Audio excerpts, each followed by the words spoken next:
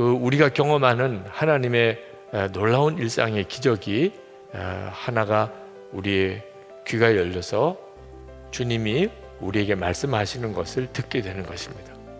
주님의 음성을 듣는 일이 우리가 매일의 일상 속에서 수도 없이 경험하는 정말 놀라운 하나님의 기적입니다. 하나님의 음성을 못 듣는 이유는 육성으로 듣는 줄 알기 때문에 그렇습니다. 요한복음 14장 26절 말씀입니다. 보혜사 곧 아버지께서 내 이름으로 보내실 성령, 그가 너에게 모든 것을 가르치시고 내가 너에게 말한 모든 것을 생각나게 하리라. 여러분, 양심의 가책 받아보신 적 있습니까? 또는 은혜 받았다, 그런 느낌이 있었던 적이 있습니까?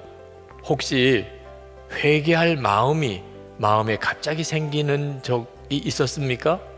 다 주님의 음성을 들은 거예요. 여러분 안에 거하시니까 여러분 안에 있는 마음의 기능을 통하여 여러분에게 주님의 뜻을 전달하는 것. 이것을 신학적인 용어로 말하면 성령의 조명이라고까지 표현을 하는데, 주께서 나에게 깨닫는 것을 은총을 주셨다는 거죠.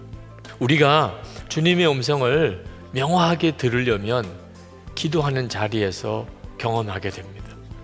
기도할 때 내 안에서 말씀하시는 주님의 생각을 너무나 뚜렷하게 경험합니다. 그런데 이렇게 떠오르는 생각이 다 주님의 생각은 아닙니다. 마귀가 주는 생각도 엄청나게 많습니다. 그러니 이제부터 여러분이 정말 정신 똑바로 차려서 여러분 안에 오신 주님의 음성에 귀를 기울이고 마귀가 주는 음성을 철저하게 거부해야 돼요. 그럼 어떻게 그렇게 할 수 있느냐? 성경 말씀이에요.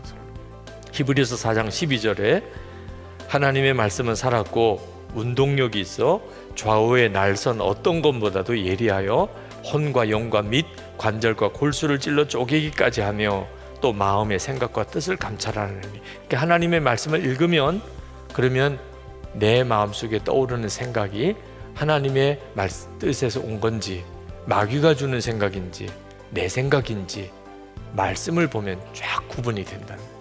그래서 여러분이 기도도 열심히 해야 하고 또 놓치지 말아야 될 것은 성경을 꾸준히 읽어야 돼요. 그런데 이렇게 말씀으로 하나님의 주시는 생각을 분별해야 되는 기준을 우리가 가지고 있어도 우리가 사실 어떻게 말씀을 다 제대로 또 해석을 할 수 있겠어요? 그래서 목회자를 두신 거예요. 말씀을 해석하는 훈련을 받은 목회자를 두신 거예요. 그러니까 여러분이 말씀으로 분별을 받을 때 최종 점검을 어떻게 해야 되느냐? 목회자에게 최종 점검을 해야 합니다.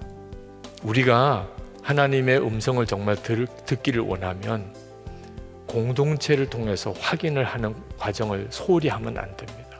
부부 사이에, 부모와 자녀 사이에, 교우들 사이에, 목사님과 함께, 주변에 있는 분들과 함께 잘못 분별받아서 실족하게 되는 것보다 훨씬 나아요.